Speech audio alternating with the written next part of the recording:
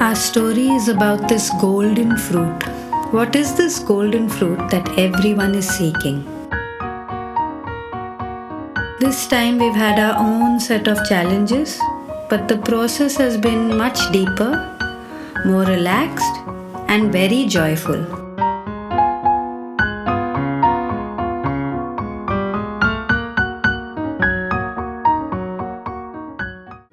This message we must spread of this fruit of gold.